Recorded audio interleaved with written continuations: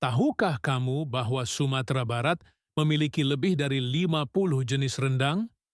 Makanan ikonik ini memiliki variasi yang berbeda di setiap daerah, masing-masing dengan rasa dan bahan khas, tapi tetap mempertahankan cita rasa gurih dan pedas yang mengagumkan. Selain rendang, masakan Minang dikenal karena penggunaan rempah-rempah yang melimpah dan santan yang memberi kekayaan rasa pada setiap hidangan, seperti gulai, sambal, dan masakan berkuah lainnya. Tak hanya makanan, budaya Minangkabau juga tercermin dalam rumah gadang, rumah adat yang terkenal dengan arsitektur unik dan atap melengkung seperti tanduk kerbau. Ukiran khas pada rumah gadang seringkali menggambarkan motif flora dan fauna, yang tidak hanya mempercantik bangunan, tetapi juga melambangkan hubungan harmonis antara manusia dan alam.